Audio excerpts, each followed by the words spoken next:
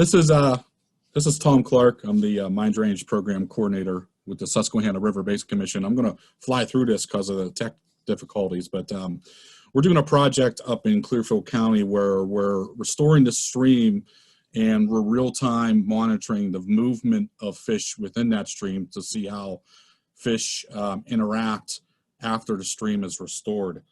So if everyone could see, this is the kind of famous map of the West Branch of Susquehanna River. Yellow are your abandoned mine land problem areas, and your red are your abandoned mine drainage impaired streams. If everyone can see my cursor here moving around, we're looking at this area over here in the extreme western part of the basin. This is the Anderson Creek watershed, and its largest tributary right here is Kratzer Run, and that's where the study is located. Kratzer Run is 15.4 square miles. Like I said, tributary to Anderson Creek. It has 3 major tributaries, and 2 of those tributaries go into its largest tributary, Bilger Run. So cursor here, Kratzer runs this way, Bilger runs flowing this way. This is Fenton Run right here, tributary to Bilger, and up here in the headwaters is Huey Run. There are 4 significant mine drainage impacts. Up here, Bilger 4.0 in the headwaters. We're actually moving dirt on that one right now. Should be done probably in December. We have the Wildwood discharge right here, right near the confluence of the 2. And we are surveying that right now for a treatment system. The Waterfall discharge, which is really a tributary that drains this problem area here. And we have a design for the reclamation of that problem area, so that should be rectified. And then the Weidmeyer discharge is the least impactful of the 4. So what we're going to do is we're going to treat those 3 and then see what the stream looks like and figure out if we have to do Weidmeyer or not. But you could see the mine drainage impacts are pretty significant. However, Kratzer Run is one of those weird streams where you do have trout in that system. So, and then what you'll see here is that they're very segregated in terms of which trout live where. So once we remove that water quality barrier, our interest is what happens with that trout population. Same map, except what we're showing here is the Class A wild trout and then trout natural reproduction listed streams. Kratzer Run here in green is actually Class A. Now, it's funny, you go look at it and it's orange as all hell, but the pH is good. The pH is, in the 7s. So brown trout, which like at high pH water, they're able to grow very large here, as you'll see. Bilger Run is kind of the exact opposite. It's impacted more and it's more acidic, but as everyone knows, brook trout can take some acidity. So there are pockets of brook trout up here in Bilger Run, and for instance, Huey Run, which is very limited impacted, is actually Class A brook trout water. So we have these 2 segregated populations here. And what we're going to do is we're going to remove the water quality impacts to Bilger Run, and then it's Thunderdome. What happens? Do the brown trout move up, push the brook trout into headwaters areas? Do they eat them all? What's going to happen? So that's what we're monitoring real time. So this is what we have in Bilger Run. Small brook trout, but native, very colorful. They have this dark complexion, I think, because of all the iron in the water. But they generally, their top end size is about 10, 11, 12 inches. And then you have these buggers on Kratzer Run, which get into the low 20s. You can see big hook jaw. And what you'll find out is the macroinvertebrate population isn't very good in Kratzer Run because of the iron pollution. You can see the iron pollution in Kratzer Run up here. However, what they're eating are the brook trout. So we want to rectify that, obviously. And, this is my joke that's dated right now, but I'm still going to tell it. I thought that trout was larger, much like Trump thought that hurricane was going to hit Alabama. So I adjusted the length of that trout. No, it done me dirty. Macroinvertebrate communities. So this is what's showing on, to give you an idea of what we're dealing with on Kratzer and Bilger Runs. You see low individuals. Even to figure out an IBI score, you need individuals, I think, above 150 or 160, I think. So there's low individuals. So taxa richness isn't bad. EPT taxa, you obviously want more, but you don't, like I said, you don't even have enough to IBI. This data came from Rachel Kessler's study from Trout Unlimited that she did a few years ago on Kratzer Run. But if you look at the Fenton Run, which Fenton Run is unimpacted, Huey Run just minimally impacted, look at those individuals. 217, 225, really high taxa richness, pretty good EPT, and they IBI well. So Fenton Run actually IBIs really well. And what we're thinking is that these are what Bilger and Kratzer Run should be. So once we remove the AMD from Bilger Run, we expect these scores to happen on Bilger and Kratzer. So what's the water quality block to these brown trout? As I mentioned, brown trout love high pH. They don't like acidity. So down here in Kratzer Run, I should say too, we got water quality data loggers at these stations. So they're taking a reading every hour, I think. We've had them in there for years now. So you can see how many observations we have. Some of these we have over 7,000 observations.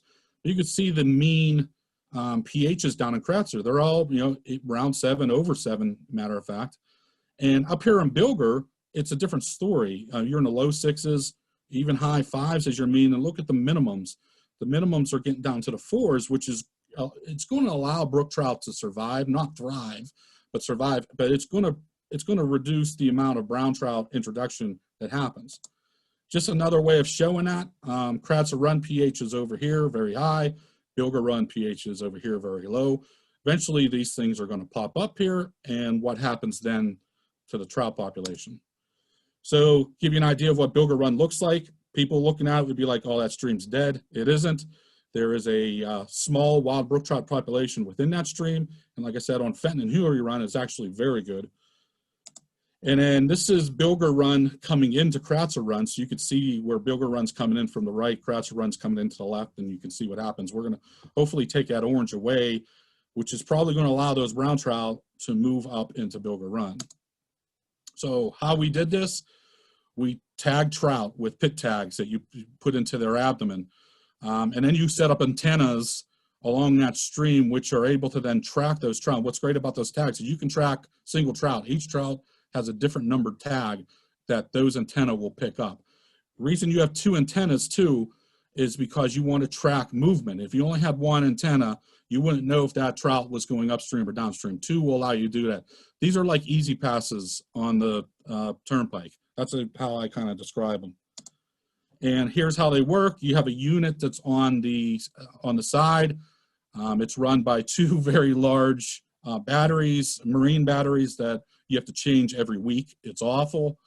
And you have this unit that stores the fish movement through that antenna that you can then download onto your computer here and analyze.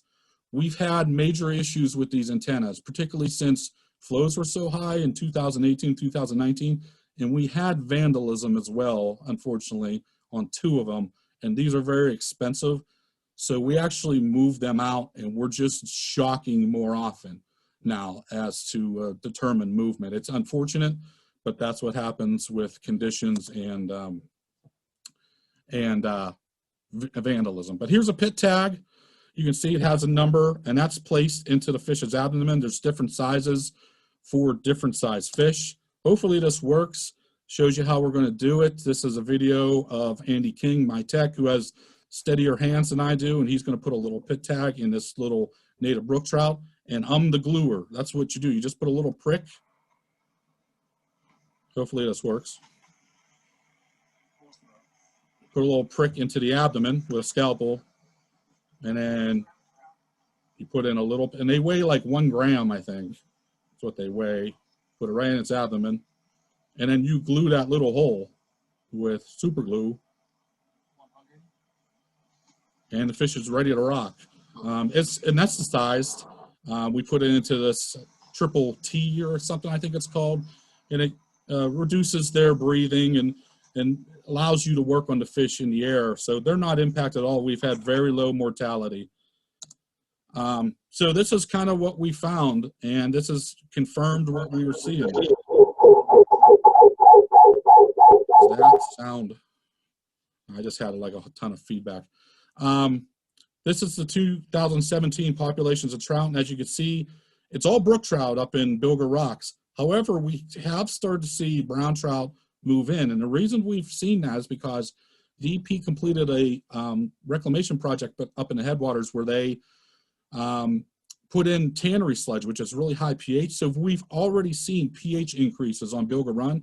So you can see those brown trout are already starting to move into lower reaches of Bilger Run. And as you see down here in Kratzer Run, they are a larger part of the population. So we went back in 2019 and we looked at it again, and there's even less segregation. Two big things to look at here. The brown trout are completely decimating the brook trout in Kratzer Run. There's less brook trout, more browns, and those brown trout are now moving higher into the Bilger Run watershed. They're now upstream of Fenton Run, which we weren't anticipating. So as we improve the watershed, this side here is going to look more like this side. At least that's what we're predicting. So just give you an idea of what those just two different years, what those populations, how they differ because of the water quality improvements that have happened within those 2 years. So population is changing. You look at the amount of brook trout we captured from 17 to 19. They're less brook trout. Here's the crazy thing. We caught about the same number of brown trout, but look at the weights. So the total weight of those 84, the total weight of those 86, look at the average weights and the average length. And what's going on there is that those 82 brook trout are in those brown trout's bellies. That's what's going on here because there's nothing else to eat. There's very little macroinvertebrate community. So unfortunately, that's probably what's going to happen as we remove the water quality block. It's going to continue.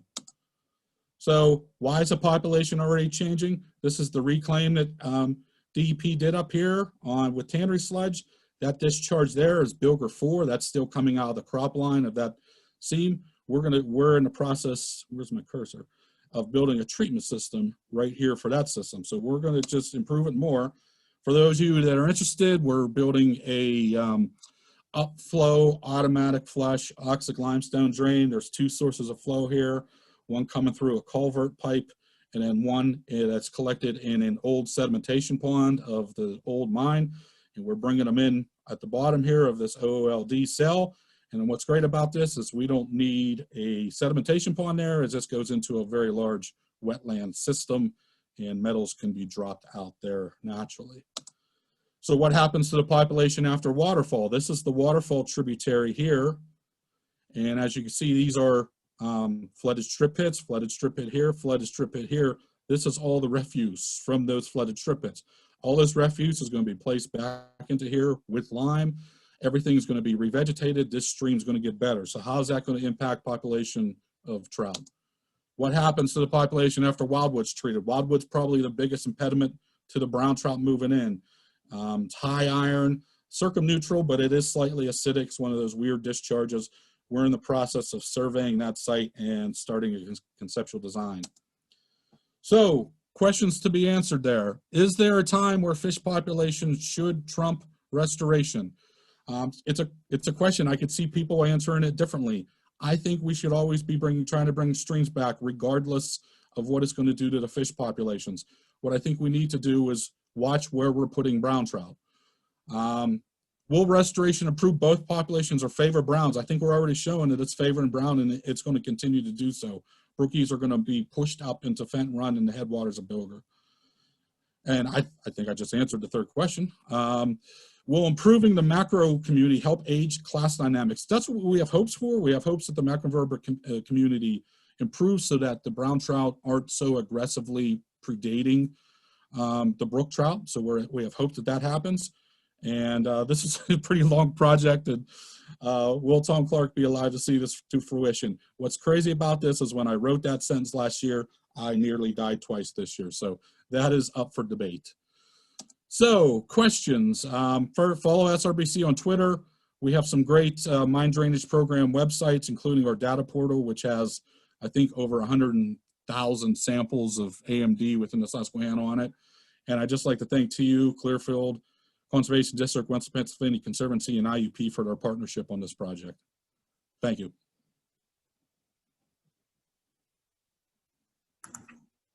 All right, thanks so much, Tom. Sorry it had to be so rushed.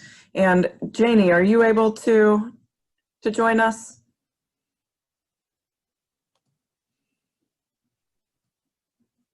Still can't hear Janie.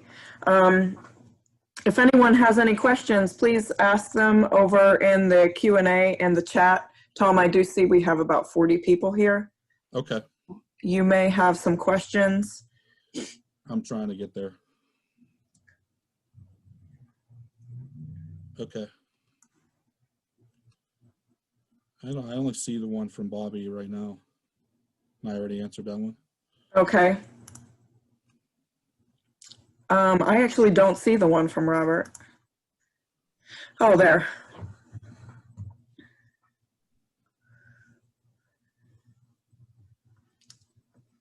All right. And feel free, people, too, if you can raise your hand, I can also ask, I can allow you to ask your questions that way. So thanks so much again, Tom, for joining us. And again, I apologize for whatever technical difficulty was going on there. But we were happy to have you along today. I just hope I didn't go too fast. I tried to get everything in. Yeah. You were talking faster than normal, for sure. That's pretty quick then, so. Okay. All right. Thanks, everyone. All right. Thank you.